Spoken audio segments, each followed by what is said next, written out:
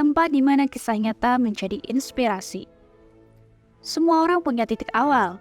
Ada yang memulainya dari bangku empuk di ruang ber-AC, ada juga yang memulainya dari lumpur sawah, kaki telanjang, dan perut yang lapar. Kisah ini bukan tentang sebuah keberuntungan, bukan pula tentang keajaiban yang datang secara tiba-tiba. Ini cerita tentang perjuangan, tentang jatuh bangun, lapar, gagal, dikhianati tapi tetap berdiri lagi. Ayo langsung saja kita ke kisahnya. Namaku Ziad. Aku baru berusia 8 tahun ketika dunia berubah total. Hari itu langit memang tampak muram, tapi aku tak pernah menyangka bahwa muramnya juga akan jadi pertanda duka. Ayah pulang kerja dalam keadaan lemas. Katanya cuma kecapekan, tapi besoknya ia tak bisa bangun. Ibuku panik, memanggil tetangga, lalu buru-buru membawanya ke puskesmas. Aku hanya bisa menatap dari jendela, memeluk adik perempuanku yang masih balita. Hari itu terakhir kalinya aku melihat ayah dengan mata terbuka. 3 hari di rumah sakit, ayah dinyatakan meninggal karena komplikasi paru-paru. Tak ada upacara besar, tak ada karangan bunga, hanya selembar kain kafan, bau tanah merah, dan isak tangis ibu yang mencoba ditahan. Di pemakaman, orang-orang berbicara pelan, seperti membicarakan sesuatu yang tidak boleh aku dengar. Katanya, hidup kami pasti makin sulit sekarang. Aku tak mengerti sepenuhnya, tapi firasatku bilang, mereka tidak salah. Setelah ayah pergi, ibuku menjahit di rumah. Kadang menerima cucian tetangga.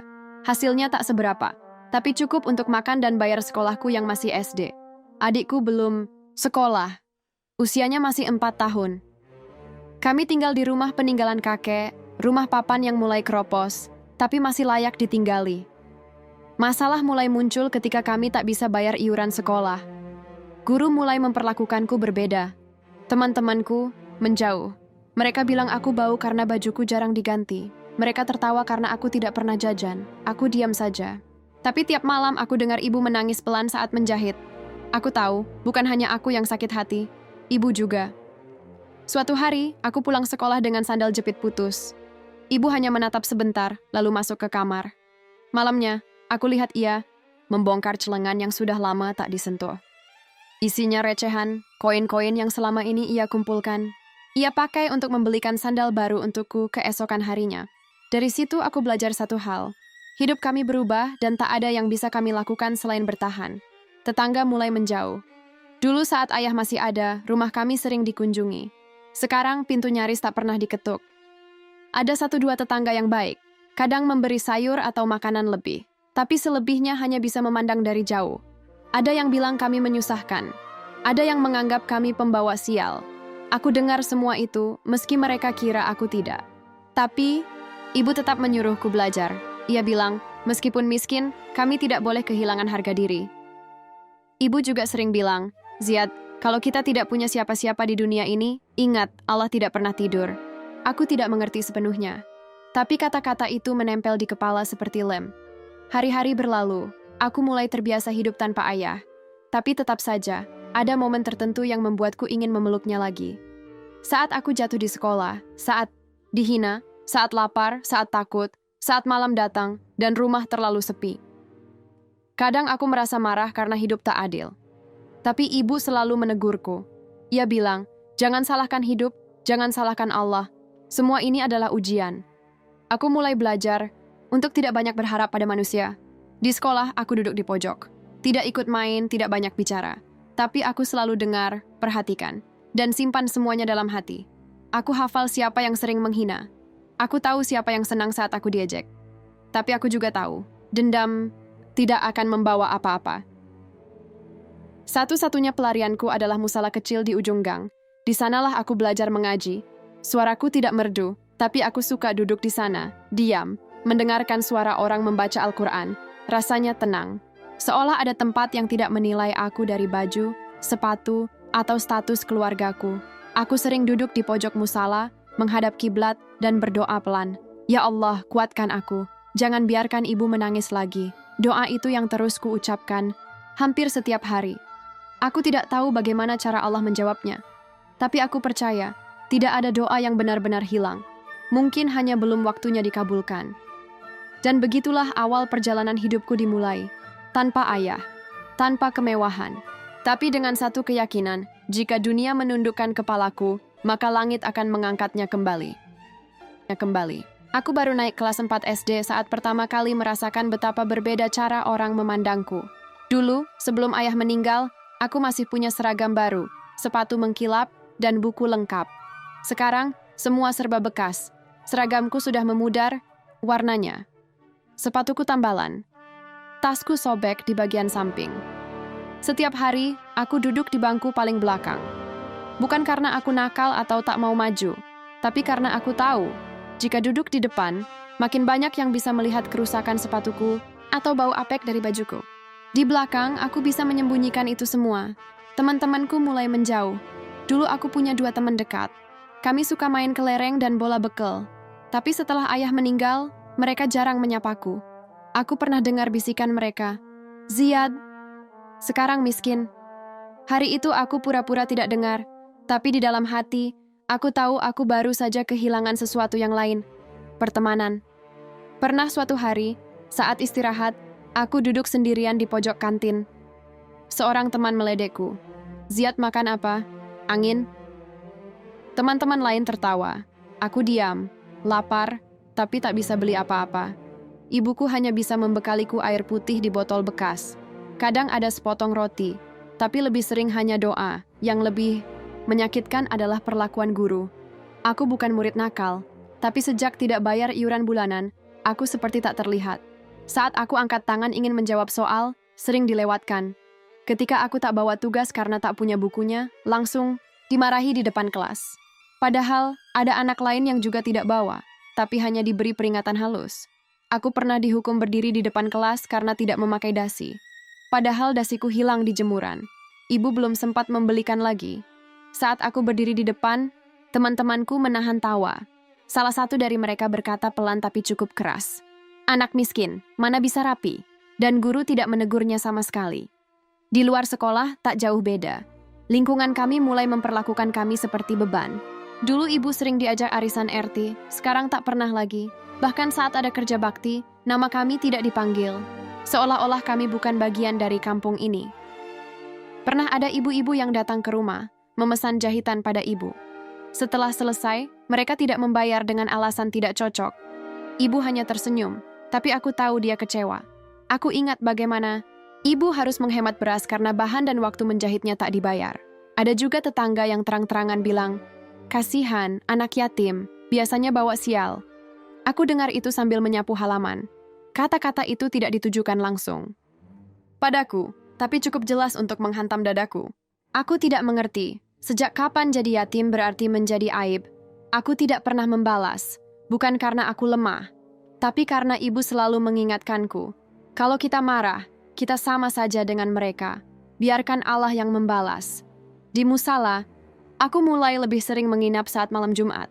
Bukan karena ingin pujian, tapi karena di sana aku merasa aman. Tidak ada yang menilai, tidak ada yang mengejek. Di sana, aku bisa membaca Al-Quran tanpa takut ditertawakan. Kadang aku bantu bersihkan karpet, isi galon, atau nyalakan lampu. Ustaz masjid pernah memberiku mushaf kecil. Katanya, "Kamu anak baik, Ziad. Lanjutkan." Ucapan itu sederhana, tapi hangatnya bisa menutupi dinginnya dunia di luar sana. Hari-hariku tetap berat, tapi perlahan, aku mulai terbiasa. Aku tahu, aku tak bisa memaksa orang lain memperlakukanku adil. Aku hanya bisa menguatkan diriku sendiri. Setiap malam aku duduk di samping ibu. Ia menjahit dengan mata yang lelah.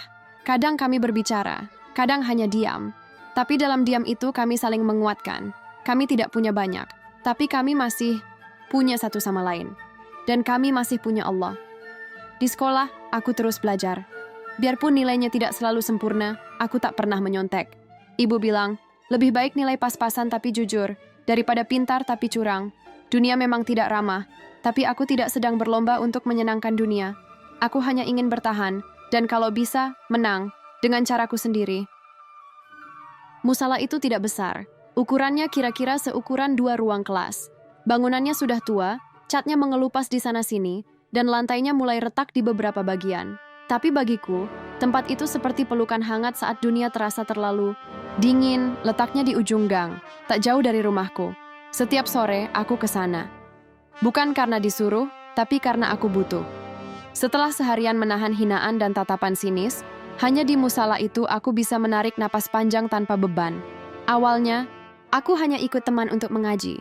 Tapi lama-lama, aku datang sendiri. Di sana, aku bertemu Ustaz Hafiz, penjaga musala sekaligus guru ngaji yang sabar. Ia tidak pernah menanyakan statusku sebagai anak yatim. Ia tidak peduli apakah bajuku lusuh atau sandal jepitku putus. Yang penting, aku datang dan duduk dengan niat belajar. Ayat-ayat Al-Quran itu cahaya, Ziyad, kata beliau suatu sore. Kalau kamu terus membacanya, hatimu akan terang, sekalipun dunia di sekitarmu gelap. Kata-kata itu tidak langsung aku pahami, tapi pelan-pelan maknanya terasa. Aku mulai merasa tenang saat membaca ayat-ayat pendek. Bahkan saat aku tidak membawa mushaf, aku mengulang-ulang hafalan dalam hati saat pulang sekolah, saat antre air, atau sebelum tidur. Dari semua surat, aku paling suka Al-Insyirah. Surat itu pendek, tapi seperti berbicara langsung padaku. Maka sesungguhnya bersama kesulitan ada kemudahan. Ayat itu terus terngiang di kepalaku, terutama saat hari terasa lebih berat dari biasanya. Setiap malam Jumat, musala itu ramai. Tapi malam lainnya, hanya beberapa orang datang. Aku memilih malam-malam sepi itu untuk duduk lebih lama. Kadang aku bantu menyapu, membersihkan karpet, atau mengisi air wudhu. Tidak ada yang menyuruh. Aku hanya merasa, kalau aku tidak bisa membalas dunia dengan uang atau jabatan, maka aku bisa mulai dengan kebaikan kecil. Suatu malam, setelah salat Isya, aku duduk sendirian. Langit di luar gelap, suara jangkrik terdengar jelas. Ustaz Hafiz mendekat, lalu duduk di sebelahku. Kamu sering kesini, Ziyad. Ada yang kamu cari? Tanyanya pelan. Aku menunduk. Tempat yang tenang, Ustaz. Kalau di rumah atau di sekolah, rasanya sumpek. Beliau hanya mengangguk. Tidak menghakimi, tidak menasihati panjang lebar. Tapi malam itu ia memberiku sebuah mushaf kecil. Sampulnya hijau tua, bagian pinggirnya mulai luntur. Mushaf ini dulu saya pakai waktu kecil, katanya. Sekarang, kamu yang jaga. Baca setiap hari. Walau cuma 1 ayat. Aku menerima mushaf itu seperti menerima hadiah paling mahal di dunia. Aku jaga baik-baik. Bahkan kubungkus dengan plastik agar tidak basah kalau hujan. Sejak saat itu, membaca Al-Quran bukan hanya kegiatan sore, tapi menjadi bagian dari hidupku. Di musala itulah aku belajar bahwa Allah selalu melihat, bahwa sekalipun tak ada satupun orang di dunia yang peduli, Allah tetap mencatat setiap luka, setiap air mata, setiap sabar yang kutahan dalam diam. Aku juga belajar memperbaiki niat. Dulu aku ingin pintar agar orang tidak lagi meremehkanku. Tapi sekarang, aku ingin pintar agar bisa membantu orang lain. Aku ingin jadi orang yang bermanfaat, seperti Ustaz Hafiz, yang tidak pernah lelah membimbing anak-anak kampung kami, meskipun tanpa bayaran. Cahaya di musala kecil itu bukan datang dari lampu neon yang berpendar lemah, tapi dari ketenangan hati yang tumbuh saat sujud. Dari keyakinan yang perlahan menguat bahwa hidup ini bukan tentang siapa yang paling kuat, tapi siapa yang paling sabar dan tetap istiqomah. Di musala itulah aku menanam mimpi. Mimpi yang tidak bisa kulukiskan pada siapapun, karena terlalu besar, untuk diucapkan. Tapi aku tahu, Allah mendengarnya, bahkan sebelum aku sempat memintanya dalam doa. Hari itu, aku masih ingat betul. Pagi yang biasa, matahari belum terlalu terik, dan aku datang ke sekolah seperti biasa dengan sepatu yang mulai robek di bagian tumit. Tidak ada yang aneh.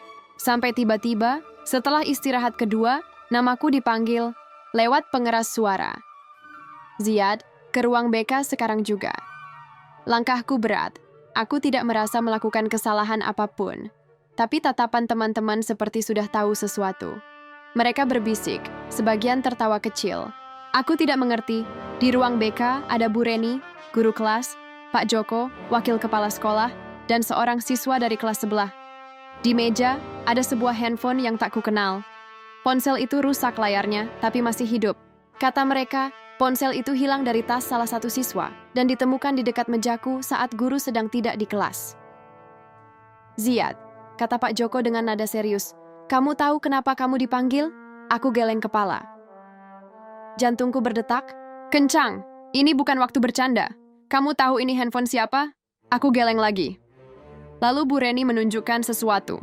Kertas kecil berisi coretan namaku. Ditemukan di bawah kursi. Seolah itu bukti. Aku ingin menjelaskan, tapi tak ada yang memberi ruang. Kata-kata mereka datang bertubi-tubi. Anak yatim kok kelakuannya begini? Dari awal saya sudah curiga sama dia, makanya jangan dikasih keringanan bayar. Akhirnya, begini. Aku ingin berteriak bahwa aku tidak mencuri, tapi suaraku seperti tersangkut di tenggorokan. Aku tahu, dalam ruangan itu, tak ada yang benar-benar ingin mendengarkanku. Mereka sudah membuat keputusan. Tanpa proses panjang, aku diminta menandatangani surat pengunduran diri. Bahasa halus dari dikeluarkan secara tidak hormat. Aku menolak, tapi tetap dipaksa. Kalau tidak mau tanda tangan, kami akan panggil polisi. Ancam Pak Joko, tanganku gemetar. Aku hanya anak kecil. Aku tidak paham hukum. Aku takut. Lalu aku tanda tangan. Siangnya, aku pulang dengan mata bengkak. Ibu yang sedang menjahit langsung berdiri. "Ziad, kenapa?" tanyanya panik. Aku hanya menyerahkan surat itu. Ibu membaca dengan cepat, lalu menangis. Air matanya jatuh ke kain yang sedang dijahitnya. Tangannya gemetar seperti tak percaya. "Mereka bilang kamu mencuri?" Aku mengangguk pelan. Ibu langsung memelukku erat, seolah dunia akan runtuh. "Ziad, ibu percaya sama kamu. Kamu tidak mungkin mencuri. Kamu anak baik. Kita tidak punya apa-apa, tapi kita masih punya harga diri. Hari itu kami tidak makan. Ibu tidak menjahit. Aku tidak bicara. Kami hanya sholat maghrib lebih awal. Lalu, duduk berdua di atas sajadah. Ibu mengangkat tangan tinggi-tinggi dalam doa. Aku juga. Ya Allah, Engkau tahu anakku tidak mencuri. Engkau tahu semua ini fitnah. Kami tidak punya kekuatan, kecuali Engkau yang menolong. Doa ibu dengan suara bergetar. Aku tidak menangis lagi. Air mataku sudah habis, tapi hatiku hancur. Sekolah yang dulu menjadi satu-satunya tempat aku berharap, kini menendangku tanpa ampun. Guru yang kupercaya, yang dulu mengajariku menulis, membaca, menghitung, kini mengusirku seperti sampah.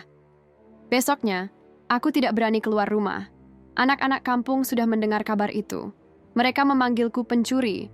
Ada yang melempar kerikil ke halaman rumah.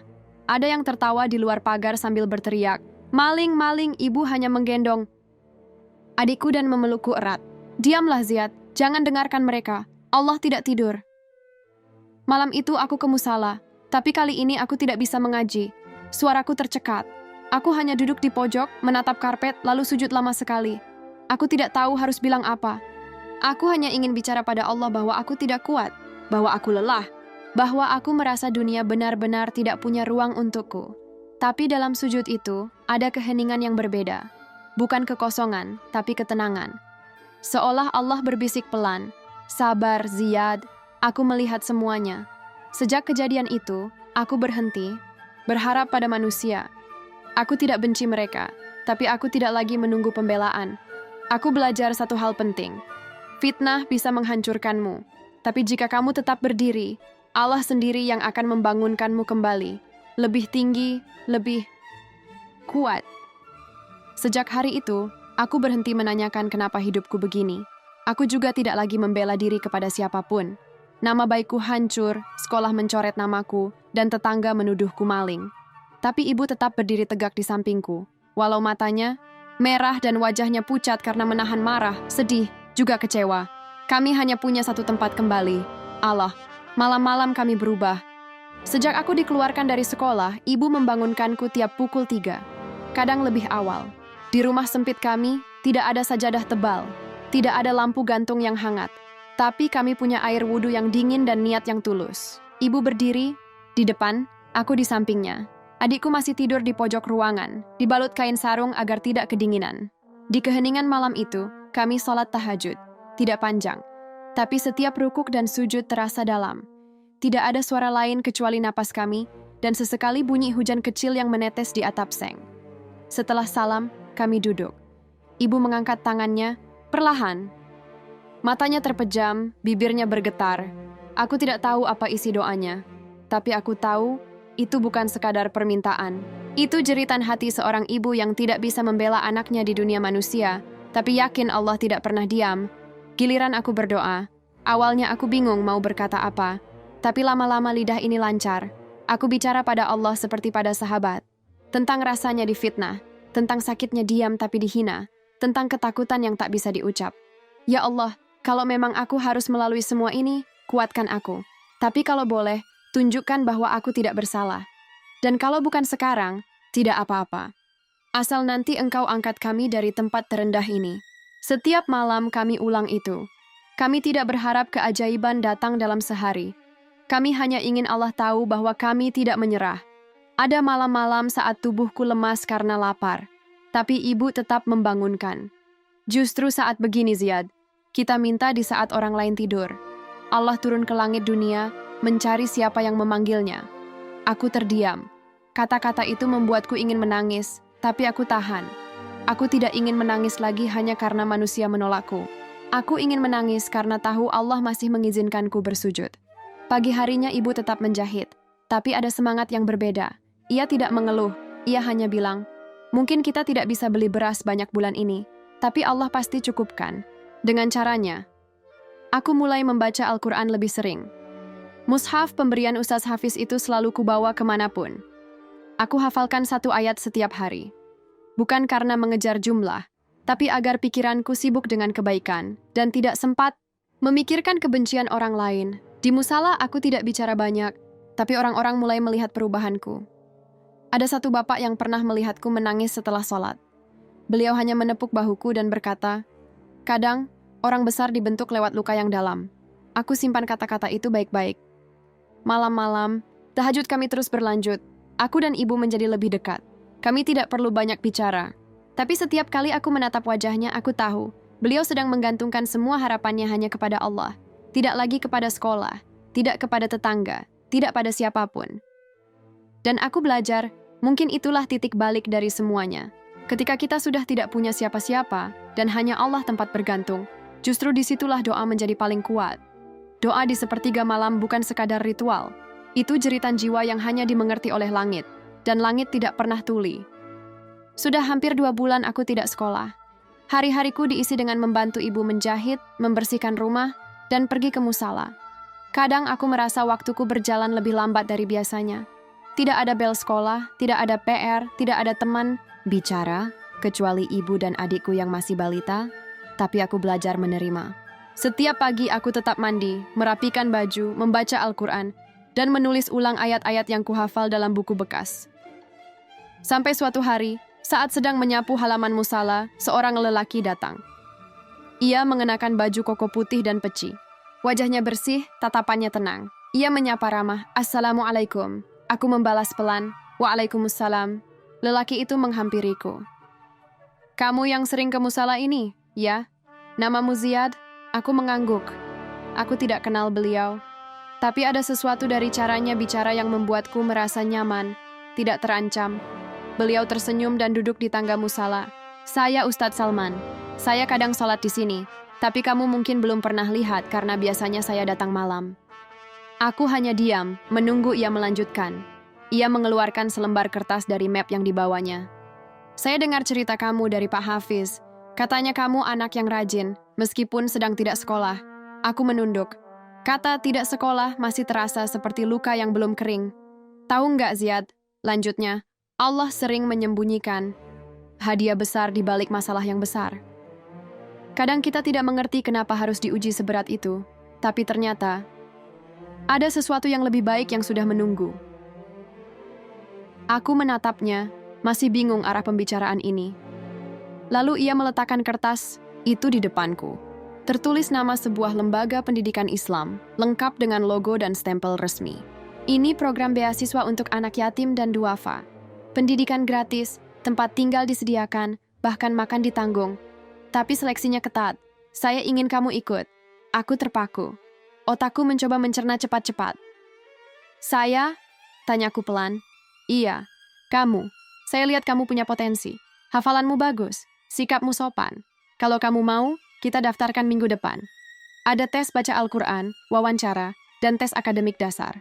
Tapi kamu harus sungguh-sungguh." Aku tidak langsung menjawab. Rasanya seperti mimpi. Aku pikir aku sudah kehilangan semua kesempatan. Tapi sekarang, ada jalan terbuka. Jalan yang bahkan tidak pernah aku minta secara spesifik. Ustadz Salman menepuk pundakku. "Kamu tidak sendiri, Ziyad. Allah sedang kirimkan pertolongannya, tapi kamu harus sambut dengan usaha terbaikmu." Hari itu, aku pulang dengan hati berdebar. Aku ceritakan semua ke ibu. Awalnya beliau diam, lalu air matanya mengalir. Tapi bukan seperti saat kami dihina atau difitnah. Air mata itu seperti air yang menyiram tanah kering. Allah tidak tidur, Ziyad, katanya pelan sambil memelukku. Seminggu berikutnya, aku belajar lebih keras dari sebelumnya. Setiap malam aku menambah hafalan. Ustadz Hafiz membantuku mengulang-ulang bacaan. Ibu menyiapkan pakaian terbaikku, meski hanya baju lama yang disetrika berkali-kali, agar terlihat rapi. Hari seleksi pun tiba. Aku naik angkot bersama Ustadz Salman. Saat sampai di lokasi, aku melihat banyak anak-anak lain, semua dengan cerita hidup mereka sendiri. Tapi aku tidak merasa kecil. Aku merasa, aku sudah sampai di titik ini bukan karena keberuntungan, tapi karena doa-doa malam kami yang dikabulkan satu demi satu. Saat namaku dipanggil masuk ruang tes, aku menarik napas panjang. Dalam hati aku berkata, "Ya Allah, kalau ini jalanku, mudahkan. Tapi kalau belum waktunya, beri aku sabar." Pertemuan dengan hamba Allah yang tak pernah ku kenal sebelumnya itu menjadi awal dari perubahan besar dalam hidupku. Aku belum tahu apakah aku akan diterima atau tidak.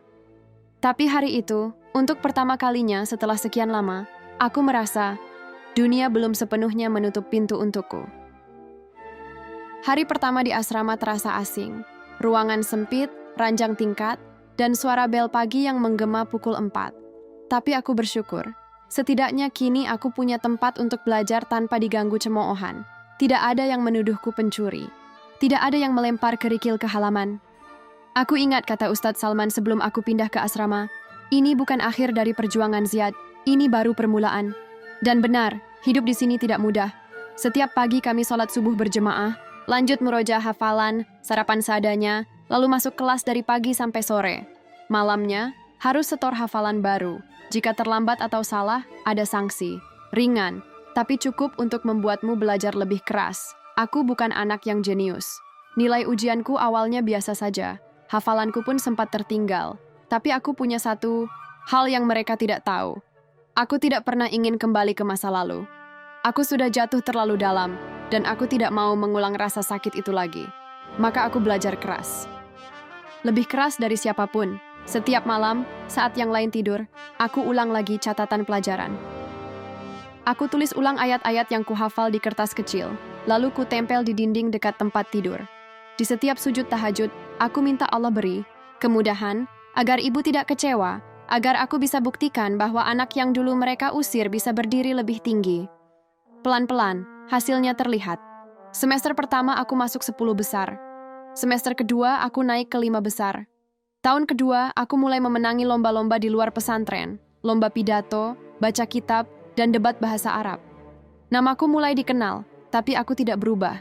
Setiap kali dapat hadiah lomba, aku kirim sebagian ke ibu. Sisanya kupakai beli buku bekas atau menabung. Tahun ketiga, datang kesempatan yang tidak pernah berani aku bayangkan. Lembaga beasiswa luar negeri mencari siswa dari pondok-pondok yang berprestasi. Syaratnya, nilai akademik tinggi, hafalan Quran minimal 15 juz, dan lulus wawancara dalam bahasa Inggris dan Arab. Aku hampir mundur. Bahasa Inggrisku masih terbata-bata, tapi ustaz pembimbingku berkata, jangan ukur kemampuanmu dengan ketakutan, ukurlah dengan usaha. Maka aku mulai belajar lagi. Aku minta bantuan teman yang jago bahasa. Aku rekam percakapan bahasa Inggris, lalu ku ulang-ulang. Aku belajar menulis esai, melatih cara bicara di depan kaca, dan tentu saja, terus berdoa di sepertiga malam. Wawancaranya tidak mudah. Pewawancara dari luar negeri bertanya macam-macam, tentang cita-cita, tentang bagaimana menghadapi fitnah, tentang ayat favorit di Al-Quran dan kenapa. Aku jawab sebisaku. Tidak sempurna, tapi jujur. 2 bulan kemudian, pengumuman keluar. Namaku ada di urutan ke-6 dari 1000 peserta. Aku lolos. Diterima kuliah di Universitas Islam terkemuka di Timur Tengah, semua biaya ditanggung. Hari itu, aku menangis. Bukan karena senang, tapi karena ingat saat aku dikeluarkan dari sekolah, saat ibu memelukku sambil berkata, Allah tidak tidur, Ziyad. Aku pulang ke rumah membawa surat resmi dan brosur kampus. Ibu membacanya lama sekali, matanya berkaca-kaca. Ia tidak berkata apa-apa selain mencium keningku dan memelukku lama sekali. Aku tidak punya apa-apa buat kamu, Ziyad, kata ibu pelan.